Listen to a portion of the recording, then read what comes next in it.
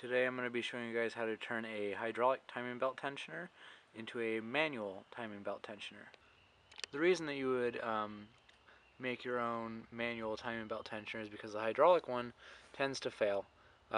It's its job to push up against the tensioner pulley to keep the timing belt tight.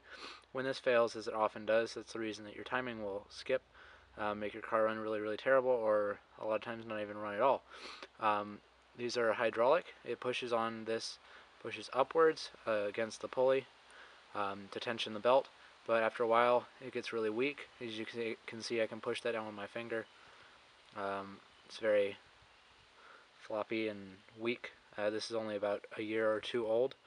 They're not blue. I painted this one. Okay, so these are the tools you're going to need. You're going to need to remove this from the car, a huge task in itself, and then you're going to need a 3/8 by 16 bolt. This one's 2 inches long. I have a nut and a lock washer as well. And then you're going to need a 3/8 by 16 tap, so you can tap this for threads. Basically how this is going to work, and there's a great write-up on it on probetalk.com. It's by Travis Williams. Basically you're going to drill a hole in here, and it's going to drain out all the hydraulic fluid, and instead of hydraulic pressure keeping that nice and tight, you're going to be threading this bolt in there and pushing it out, and as you thread that bolt in, it's going to push that out until it pushes against the pulley, and then you can lock it down with the nut, and you're basically going to be stopping this from being hydraulic and converting it to a manual.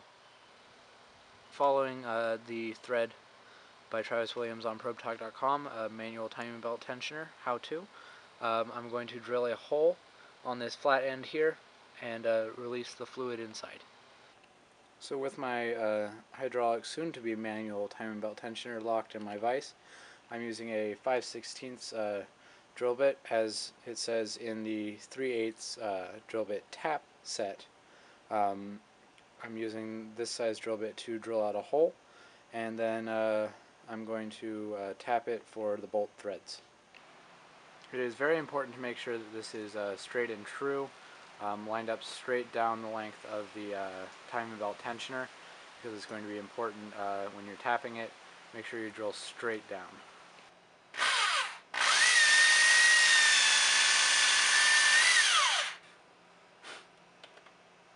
Jesus Christ.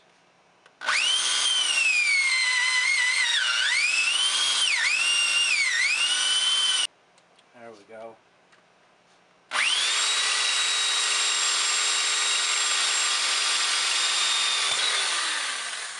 Ow!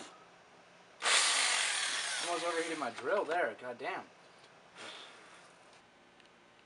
So there it is. That's the hole, at least. Now we get to take it out and dump all that gross fluid out.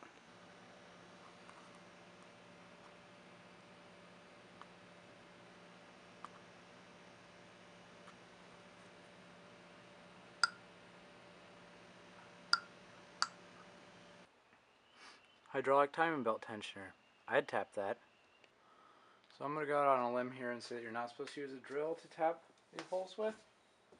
I'm going to use a wrench.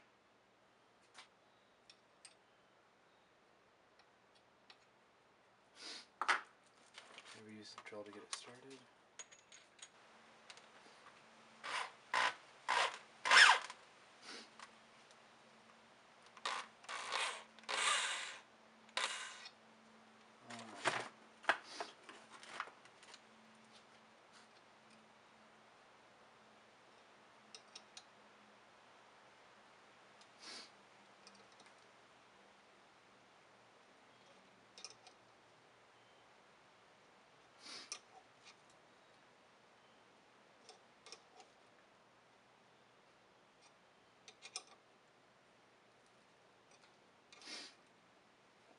You know, they make a tool for this. It's like a hand-turning T-bolt thing.